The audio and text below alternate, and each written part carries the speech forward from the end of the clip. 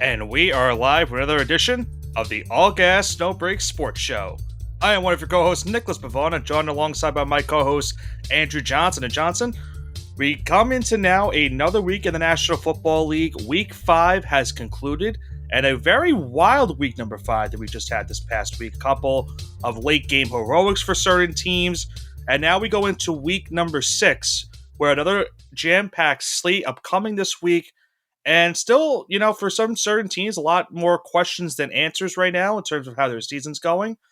And for other teams, a lot of more hope and optimism after what happened this past weekend. Can you say multiple double digit comebacks? Because that's what happened this weekend. It wasn't against these lowly teams. Some of them were, but these were against bona fide playoff contenders. So it was a jam packed weekend to say the least. And let's just go straight into it. We'll go straight into our first game of the Sunday slate, which was in London. And I promised myself I wouldn't do a London accent, and I held myself to it, Johnson, so I should get some credit for that. But nonetheless, let's go into our first game, which was the Vikings and the Browns that happened this past weekend. And a very competitive game, honestly. I think all things considered, I think everyone on paper thinking, okay, Browns have a rookie quarterback coming into play in Dylan Gabriel. The Vikings have one of the more talented defenses in the entire league. This is probably all Vikings all day, but to Cleveland's credit, they did fight in this one. Great efforts from Quinshon Judkins. Dylan Gabriel had some good moments in this game, but unfortunately for the Browns, it was just a little bit not enough for them to win this game. A late touchdown pass for Carson Wentz and Jordan Addison got the job done for Minnesota. They hang on to beat the Browns 21-17. They now go to 3-2. The Browns drop to 1-4. And we have more news on the Browns a little bit later on the show. Yeah, big game for the Browns here. I don't know what's going on. I mean, we do know what's going on in Minnesota here, but we're still waiting for JJ McCarthy. Yeah, I mean, you're waiting for JJ. He really didn't. He looked really good in that second half. There's that Bears game to start his career. Like, he looked really good. Like, it was surprising on Monday Night Football. The Falcons game was bad. Yeah, so like it's 6.5 dozen. We don't really know what he is. And there's not really a lot of tape on him yet, so other teams don't expect this either. So we're not going to really know the true J.J. McCarthy until probably the 20th or 21st start of his career. So all of this is just speculation right now. But we're expecting, if he's a highly touted prospect that they got rid of Sam Darnold for, I'm guessing he's going to be really good. So yeah, we'll see how they look post J.J. McCarthy. If it's still really bad like this, then, it may be time to, I don't want to say march for Arch because he's been bad too, but, go back to the drawing board. Yeah, who knows? It's still early in the experiment. Right now, you're just, riding the wave with Carson Wentz until McCarthy comes back. And it's not like Carson Wentz is in a scenario where, like, for example, Mac Jones and what he's doing in San Francisco. It's not like one where, if we would have the conversation on if Brock Purdy or Mac Jones would be the starter. Hopefully everything's okay by you after that big noise. But, yeah, that was one of my cats knocking something over for the listeners. Okay. That's understandable. They are still very young at heart. But, yeah, I think, for when you're talking about this for the Vikings, at the end of the day, they're not going to be looking at Carson Wentz long-term. I mean, he's been playing, I would say, just fine. Nothing like too out of the ordinary to earn a starting job next season or anything, but we'll have to see and wait. We have to see what happens with McCarthy. And if you're right, if it doesn't really work out when he comes back, maybe you start having those conversations about drafting someone in this upcoming draft. I don't necessarily think they would. That might be a thing that they consider next draft. And maybe they think about signing a free agent quarterback in the offseason. So I think time will tell. Yeah, absolutely. Like this, they're not throwing JJ McCarthy to the side like he's Josh Rosen right now. Yeah. I'm saying in like a year's time, because Arch is not coming out this year. No. So if he improves himself next year, that's the March for Arch kind of joke right there. But anyways, let's talk about the Broncos. The first of our teams to come back down from double digits to hand the Eagles their first loss since last December. So Eagles going almost 12 calendar months without a loss, about 10.5. So this is a big feat for Sean Payton and Denver. And Nick, why don't you just break it down for us? I think it really shows the magnitude of what this Eagles team has been so far this year, Johnson. They have not played a single game this year where they played a full 4 quarters, because it just showed in this game. They went into the fourth quarter up 17-3. Everything was going great. Their defense was playing phenomenal. Their offense was doing just enough. Jalen Hurts and company were doing fine. The running game for the Eagles, though, has been a big concern for them this season because Saquon Barkley is not doing what he did last year for this team. And that's really something to note for this team. And then the Broncos in the fourth quarter, they started to finally get things clicking. The running game was starting to get involved with J.K. Dobbins. Bo Nix was making some very nice throws. And they pull off a stunning come from behind victory, beating the Eagles in Philadelphia 21-17. This is a must win for Denver because a huge difference of being 3-2 to 2-3. That is a lot for your team. And it really shows that this Broncos team could be a legit playoff contender and could maybe make it far in the playoffs this upcoming postseason. And for Philadelphia, as you mentioned, first loss since last December. So they haven't been used to this in a little bit. And they have a quick, short week upcoming this week. They're dealing with some injuries right now, but we'll see how they respond from this loss on Thursday night. Yeah, and let's talk about that Eagles run game. Why did they trade for Tank Bigsby if they're not even going to use him? That's my real question. He was he was special teams. They were never going to use him as a running back. I know, but at least to give Saquon some. Listen, I know you have Saquon Barkley. I realize he's the best, if not one of the best running backs in the league right now. But at a certain point, you have to maybe even try to fake out if you're going to use. Well, that's why they've been using like Shipley and AJ Dillon, but they're barely using them. I think we saw in week 1 they were using Will Shipley a little bit until he got hurt. They need to include the other running backs in the sense of things because you're right, it hasn't been working. Saquon had just 6 carries in this game total, which is unheard of thing. And the Eagles, they threw the ball a lot more in this game. 38 pass attempts for Jalen Hurts was something, but it's such their offense is such a weird standpoint because the first couple weeks of the season when they won their first 4, it was all about their run game. This game was all about them going to the air, and it worked for a good majority of this game up until the fourth quarter. They couldn't get anything going in the fourth quarter offensively. So I don't know. They're 4-1. But I think if you ask the Eagles fan, they're probably not playing to a 4-1 record because they haven't really played a full, complete game yet this season. Not at all. The Eagles have looked shaky at best, and 4-1 is just kind of box score window dressing right now because they've had a lot of close games. They lost a game against Denver. They almost lost a game against the Buccaneers. And you're right. If it's just not their old offense right now, defensively, they're great.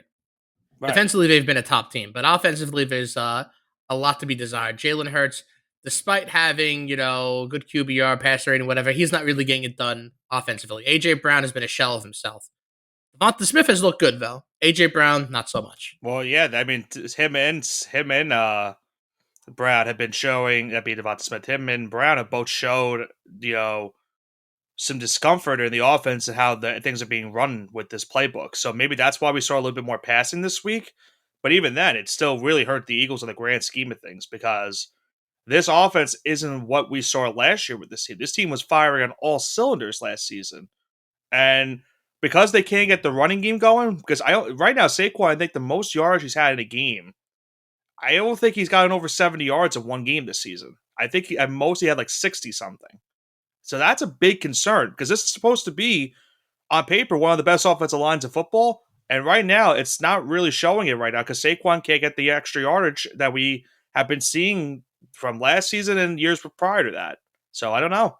They're in a weird spot. Yeah. Listen to these offensive clinics. They put up 24 points, 20 points, 33 points, 21 points, 17 points. Right. It's not great. No. It's really, listen, you want to average 28, 29 points if you want to be a real contender. This, low 20s nonsense, it's not going to cut it. So if the Eagles want to be a true contender, they got to improve it offensively and just keep it where it is defensively. Right. But let's go from one 4-1 team, Johnson, to another now new 4-1 team, that being the Tampa Bay Buccaneers. What a win they had this past Sunday against the Seattle Seahawks. A very fun game between these two teams. If you're a Panthers fan, might not have been fun to watch this game because you had two former Panther quarterbacks in Baker Mayfield and Sam Darnold, both teammates at one point with the Panthers, dueling against each other. Mayfield, 379 yards passing, 2 touchdown passes. Darnold, 341 yards passing, 4 passing touchdowns. The difference, though, in this game, unfortunately, a batted ball that Darnold threw late in the fourth quarter got tipped and got intercepted. That set the Buccaneers up into field goal range and got them the game-winning field goal to put them up 38-35 and get them a 4-1 record now on the young season. And Johnson, they've been doing it in different ways this season. I think 3 of their 4 wins, it might actually be all 4. I have to double check real quick. But all 4 of their wins, they've had a game-winning drive as time has expired. That is something that I don't remember ever seeing. It probably has happened at some point, but it hasn't happened in recent memory. Yeah, I can't really remember when's the last time it happened. So, but I would assume it's happened recently, but I It just probably can't, has. And it is all put my 4 finger games. to it. And it is all 4 games. The Falcons, they had a game-winning drive. The Texans, they had a game-winning drive. The Jets, after blowing that big lead against the Jets, they had to go down the field and get a game-winning drive. And then this game against Seattle. And they almost did it the week prior, too, against Philadelphia. But, yeah, Tampa Bay's looking good right now. Despite the injuries to Mike Evans and Bucky Irving now, who got injured going into this game, they still are playing really good football. Their offense is still putting up impressive numbers. Emeka Egbuka, 163 yards receiving and a touchdown. He's been unbelievable. Right now, without question, is the offensive rookie of the year. He's been sensational for this team while they're dealing with these injuries. So, Nick, here's my question for you now, and I'm going to kind of answer it myself. Okay. People are saying, is Baker Mayfield and the Tampa Bay Buccaneers good or lucky? I think it's more good than lucky. They're good. Because they're a good team. Listen, if this happened once or twice, sure. But he's done it 4 times now. Right. You don't back into this 4 times in a row. Can you back into 4 teams turning the ball over in a row? Sure. Right. You get back into that. You can't back into game-winning drives 4 times in a row. Doesn't happen. And you have to keep in mind, they were doing this type of numbers the last couple of seasons with Baker at quarterback, too. Yeah. Listen, but like you said, Mike Evans is a little bit up there in age. He's not really playing. They just got Godwin back from injury. Rookie wide receiver. Bucky's hurt. So there's a lot of things going against them. Right. And, they just keep on rising above it. And they've had Tristan Wirfs out for a little bit, too, at tackle. I don't think he's back yet, but even if he isn't, they've been playing without him for a little bit, too. So that goes to show you that they've been playing without a lot of the next man up mentality right now. And they definitely need to, listen, you know me. I wasn't a big Baker guy to begin with. I'm not saying I am a Baker guy now. I do like what he does. He's a sensational quarterback. He's earned himself the reputation he's gotten right now because he deserves to be praised for what he's done. Remember what happened after Tom Brady left? They said, okay, Tampa Bay is pretty much screwed because it's either Baker Mayfield or Kyle Trask. And it's just worked perfectly for this team. They are just doing great numbers, even despite losing players to injury or to free agency or even losing coordinators. They're still putting up impressive offensive numbers each and every single week. So they have to be commended for it. Yeah, you know who else can be commended for their resilience? Jaden Daniels and the Washington Commanders. Yeah. Shining over his win against the Chargers. Yeah, and, obviously for Daniels, didn't have to do too much in this game, too, because, he's coming back from his injury that he had that took him out for a couple of games, and 231 yards passing, a late touchdown pass when the game was pretty much a little bit out of reach. The big story of this game for Washington was 2 things. Their defense, after a rough first quarter, they shut out the Chargers the rest of the way in this game. And then finally, Johnson, we see Ja'Cory Krosky-Moret finally have that big game that the Commanders have been hyping up since the preseason. 14 carries, 111 yards, 2 rushing touchdowns in this game. They finally got him involved in the playbook. He has a monster game for the Commanders' rushing attack, and they get a big win, 27-10 over the Chargers. They go to 3-2, and now for the Chargers, a little bit of worrying for this team. After starting 3-0, they lost the Giants last week, this loss here, and now they've lost Omarion Hampton, their star rookie running back, to an injury. He's going to be out for the next 4 weeks at least. Yeah, you don't hit the panic button yet if you're Los Angeles, but you got to really start to think about it a little bit. You're going to lose. You don't have Najee Harris. You don't have Omarion Hampton. Yeah. I guess Hassan Haskins is your RB1 now. Yeah. Ladd McConkey's look shaky. Quentin Johnston's your wide receiver 1. McConkey was by far his best game of the season. By far. I mean, it was mediocre too. Yeah, that's the crazy part. So they still have a lot of untapped potential with Herbert and McConkey. If they could figure that out, If um, they lose to the Dolphins, I think that's when you hit the yeah, panic button. this is a tune-up game this Yeah, week for them. they have to win this Figure it game. out. If they lose to Miami, yeah, something's not looking good right now. I know they lost Joe Alt the week prior. I know they've been without Rashawn Slayer the entire year. Obviously, Mekhi Becton's been hurt for a little bit too. So their offensive line right now is very injured. But you still expect this team to have good enough numbers to keep them in a position where they can probably still sneak out a win. They got through that the first 3 weeks of the season. These last two, not so much. Yeah, and let's talk about the Sunday night game. My Yeah. New Go England ahead. Patriots going into Buffalo. When I said last week that this was the most disrespectful line I've ever seen, plus 7.5 Patriots on the road, I said that was an absolute joke. And they delivered. And not only did they deliver, Drake May looked like an athletic young Tom Brady out there. He really Yeah, showed that. When he rolled out of a pocket to the right, it felt like every single one of those passes, it was going to be for a first down. If he could just figure out his actual pocket presence a little bit better and not have to roll out a little bit better, roll out all the time, he's got a lot of potential. right. And if you're Buffalo, do you panic here? No. They've been in close games. I wouldn't panic after a loss like this. Buffalo beat themselves in the grand scheme of things too. Like New England, I'm not saying like let me Yeah, I don't know. I want to say before Buffalo beat themselves, let's talk about Ramondre Stevenson. That guy should not see a football field anymore. let me say why I'm saying that, because Buffalo had a lot of turnover problems in this game. You gotta keep that in mind. They had a couple fumbles. Josh Allen threw a pick. I'm not saying New England didn't beat them. New England did beat them, but Buffalo didn't help themselves by having these turnovers in this game. And I think another problem for Buffalo too was they couldn't get the running game involved. You know, James Cook did not have a good game. It was a really good job by the New England rush defense to stop him. And that was something that we kind of highlighted in the preseason with them, where we knew this rush defense was improved after what they did in the offseason, and they've shown it so far throughout the first 5 weeks of the season. And the biggest story for them also in this game was Stephon Diggs. I mean, an incredible performance against his former team. 10 catches, 146 yards for Stephon Diggs. This is why, Johnson, they paid him in the offseason to be that new number one wide receiver on this unit. And now they get in my opinion, a statement win on the road against Buffalo, who at that point was the last undefeated team in the NFL. There are now no undefeated teams left at the end of this week. Yeah, no undefeated teams left, and the 1972 Dolphins popped the bottle of champagne here for a season that no one really cares about or remembers because it was 53 years ago, and it was probably before the invention of the forward pass at this point. I will Anyways, say, Ramondre Stevenson's stat line is probably the funniest stat line I've seen in NFL history.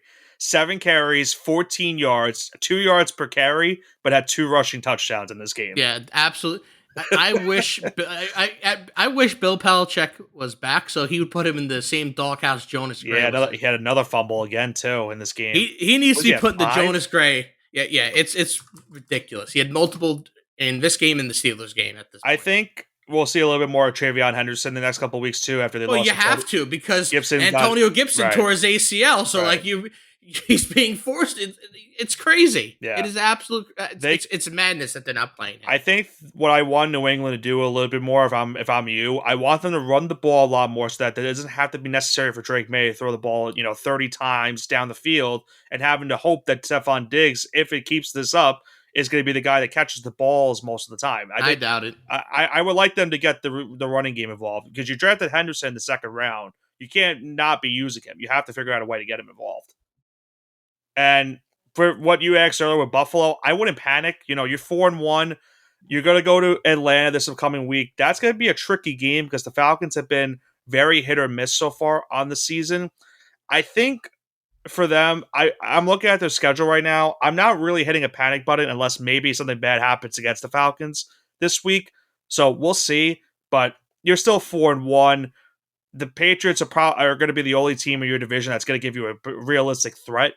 But I still feel good if I'm Buffalo just because you have Josh Allen at quarterback. As long as you have Josh Allen, you're going to be in a position to win every single game. And speaking of winning every single game, let's talk about the Jaguars here. Statement win over the Chiefs in a game that was biased against them. A game that the referees did not want them to win, and a game where if you were Patrick Mahomes said, "Hey, that's not an OPI," and the refs go, "Oh yeah, okay, Patrick, it's not an OPI. Here's a touchdown," and then when something more egregious happens on the opposite end, doesn't get called. I mean, it's crazy. It's absolutely crazy how much this game Jacksonville tried to give the Chiefs, and when it wasn't enough, the refs tried to give it to the Chiefs too, and that wasn't enough either. If Yeah, in an alternative universe, if you had an actual fair referee and you don't have those boneheaded mistakes, the Jags probably win this game 45-14. It's not even close. That's how badly the Chiefs beat themselves. yeah. I think you have to give your credit to the Jacksonville what they've been doing so far too. 4-1, by far their biggest statement win of the season. They had that win at San Francisco too a while back. I think that was a week ago or 2 weeks ago, but they have a big come from behind win against Kansas City. They were down 14 points at one point in this game. And that last touchdown was something else because, they got down the field. Trevor Lawrence throwing an unbelievable throw to Brian Thomas Jr. on 3rd and long to get a first down. It was similar to like a bunch of throws I've seen in my lifetime. I think they even said it on the broadcast. It looks similar to the Eli Manning to Mario Manningham throw. And I can see it in a sense. But getting off topic, they go down the field. They get a pass interference call in the end zone to set them up at the 1 yard line. Next play, Trevor Lawrence stumbles on one of his offensive linemen's foot. He still gets up and still scores a touchdown, which is probably unheard of. I don't know how he got a touchdown on that play, the way it started. And yeah, Jacksonville gets a unbelievable win in this game. They go to 4-1 now on the season. The first time I believe since 2007 that they are 4-1 on the year, and they look like a legitimate team right now, Johnson. Because not only did the offense look good in this game, the defense got a big pick six from Devin Lloyd. Their defense has been sensational this season because they're forcing a lot of turnovers right now on the year, and that's put them in these positions to win these games so far. Yeah, and I can think of 159 million reasons why Chris Jones should just walked over to him and just tapped his shoulder. But hey, I maybe cannot. I'm not a football You saw genius. how hit the effort he made on that touchdown, right? There was effort. Okay, so you did see it. Okay, so I just wanted to see if you do that. Jacksonville, by the way, also should be 5-0. If I'm a Jags fan, I'm still upset by that Bengals game. But yeah, Jacksonville's a great start to the Liam Cohen era. And who would have thought that going into this week, Johnson? We're going to talk about this game in a couple of minutes. But who would have thought the game between Seattle and Jacksonville would be a fun matchup upcoming this weekend? Not me. Yeah, I, definitely not me either. and yeah, so that should be a fun game. But what a win for the Jags and for the Chiefs. It's another tough loss. They've had a couple of those so far this season. They now dropped to 2-3. The offense is looking better. Obviously, Mahomes had a bad interception that went for the pick six. That's something else. And now, Johnson, how about the game they have upcoming this week too against Detroit on Sunday Night Football? That's going to be another fun one to watch this upcoming week. We have a lot of good fun games upcoming this weekend, and I'm looking really forward to talking about that. But before we get into that, we did have a trade today in the NFL. There actually was two trades, but I'm not sure you really want to talk about Adafe Owe going to the Chargers. That's a big move for their I defense. I I I don't know care. I know you don't, but I know you want to talk about Joe Flacco. I do want to talk about Joe Flacco, Joe Elite, He's now a Cincinnati Bengal. and The that means Jamar Chase might just be needs to play. back. He just needs to play for the Steelers next year, and he'll complete the AFC North rainbow. So Johnson, I saw this stat earlier. I asked this question to another one of our friends, Christian Montez. Shout out. I asked him. There is a tweet by Adam Schefter. You might have seen it. You might not have. This is the third time in the last since the 2000s that there has been an intra-division trade that has happened with a quarterback. Can you name the other two? One was in two. So I'll give you the preface. The first one was in 2001, the AFC East. The second one was in 2010 in the NFC East. NFC, AFC East 2001. Yep. This probably involves the Jets, It does not. the Bills. It does involve the Bills. Bills. Okay. One that you And you're should saying maybe should be familiar with it. 2001? Yep. It involves a certain team that you may or may not like.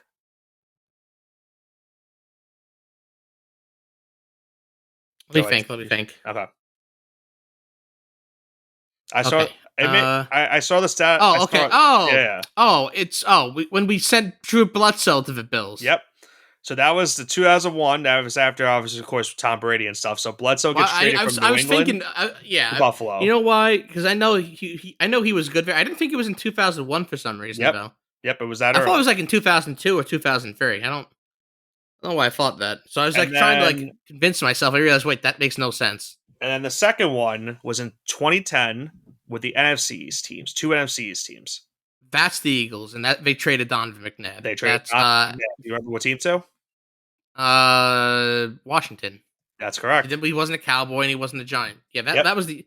I don't know why I got that easier, but That's a little bit more easier because McNabb. it's recent. That was after when they got Michael Vick coming in, and then Yes. we saw Yeah. what happened with that, and then McNabb obviously was not great in Washington. He was even worse in Minnesota. So yeah, I thought that was a little fun tidbit, and then we'll see what Flacco does because right now we talked about it earlier. Browning's probably going to start this week, but I don't really rule out the possibility that Flacco maybe probably replaces him and probably starts the rest of the season until Burrow, Donovan McNabb is if he still the comes back. greatest quarterback in the last 25 years for the Eagles, no matter what anyone says, which is kind of funny.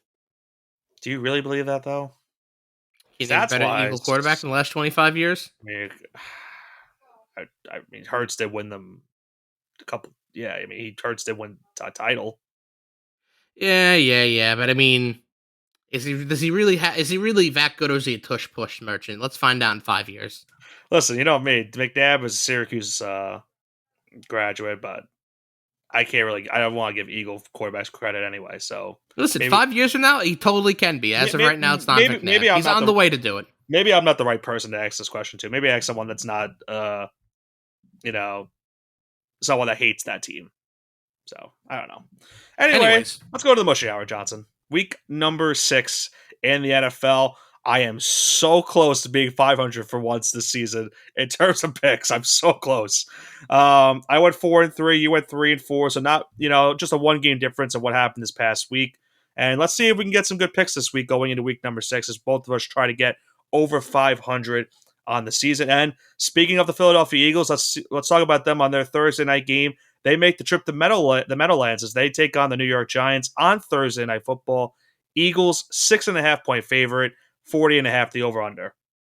yeah, this is Eagles minus 6.5 all day long. Sorry, Nick. The Giants are gonna get absolutely bamboozled this game. They're gonna get their lunch money taken. They lost to the Saints. There's no hope in the locker room, no morale. Brian Dable's on his way out. You guys are tanking for the next great offensive lineman. Or that Miami guy you were telling me about, yeah. Francis. Yeah. It sucks, man, because you know what it was? I bit the bullet. I got back into the team. They started 0-3. I'm like, all right, this team's done, whatever. Then Jackson Dart, they start him. He has a solid game against the Chargers. They win the game outright. And I'm like, okay, you know what? You beat the Saints. You're 2-3. I'm not saying you're going to beat the Eagles, but you're at least 2-3. And then they lose to the Saints. And they lost in really moronic fashion. I mean, bunch of turnovers. I think the last 6 drives, I think 5 of them were turnovers. So I think 3 fumbles and 2 interceptions. Just so bad. You can't be losing to teams like that.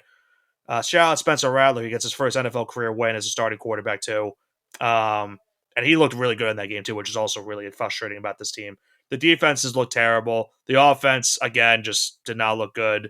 Yeah, we're already on to next year, so I'm going Eagles minus 6.5 as well. I hate to say it, but Giants just aren't good. All right. So after that mental breakdown, let's talk about the Broncos-Jets game in London.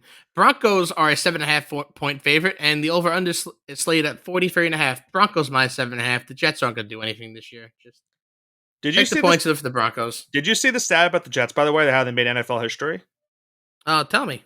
They are the first 0-5 team in NFL history that has not had a single takeaway this season. Oh, I did see that. They have not forced a turnover once this year, and they are 0-5. The only winless team in football.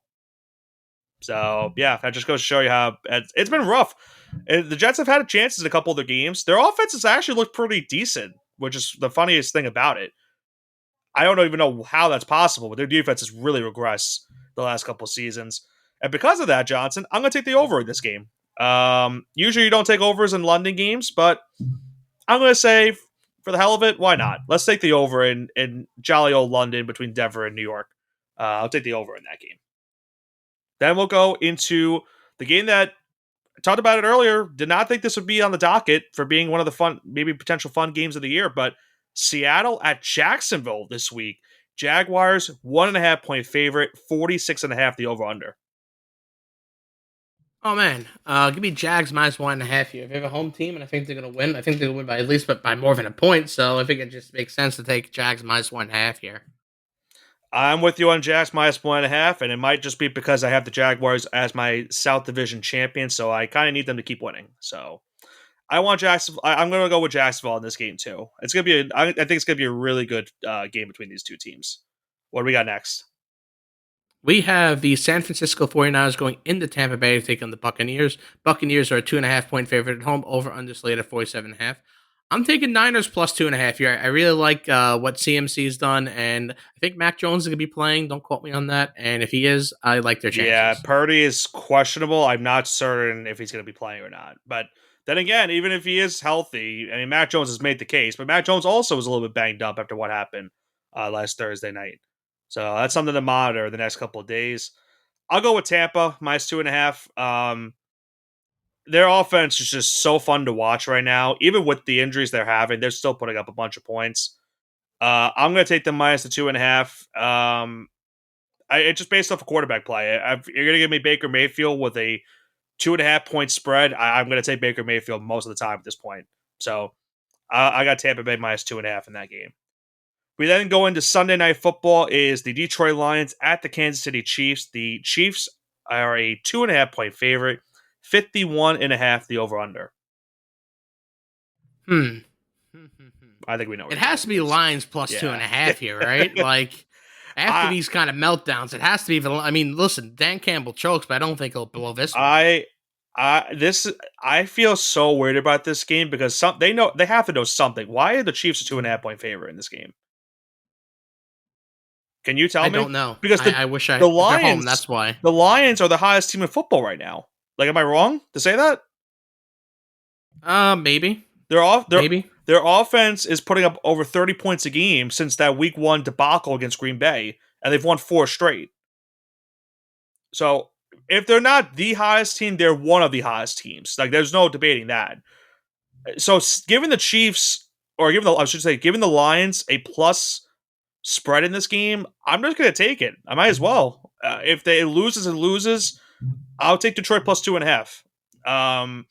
I don't know. This will be a fun game regardless. Sunday night's gonna be a really good one between these two teams. What do we got next? All right, we got 2 games left, and let's talk about the first of the Monday Night Football doubleheader. Yay! His dumbest thing of all time. Can't wait. All right, Bills out Falcons. So Buffalo Bills going into Atlanta to take on the Falcons. Bills are a 4.5 point favorite on the road. 50.5 is the slated over under. Bills are going to recover from this game. Hammer -4.5. I was originally on the over in this game. I after what happened in the Patriot game, I'm gonna just defer away from that. And I'm gonna go with you on that one. Buffalo -4.5. I think they bounce back in this one. But I did like the opportunity of maybe taking the points in this game too. But I'll take Buffalo -4.5. And then, as you mentioned, is double Monday Night Football this week, and the second game of our Monday Night Football coverage this week is the Bears at the Commanders. Remember, Johnson, what happened last year with these two teams? That infamous Hail Mary play at the end of the game. Commanders 4.5 point favorite, 50.5 the over-under. Commanders are going to smoke the Bears in this game. Give me Commanders -4.5. Bears plus 4.5. Why not? I have the Bears as a playoff team, so I guess I'm pretty much in a hole at this point. They won 2 in a row before their bye week. Maybe that sparks something. Maybe the extra time off helps them. But I will say, Commanders are going to get a little bit healthier as well. They probably will get back Terry McLaurin for this game. But we'll see. The Bears, I think, also.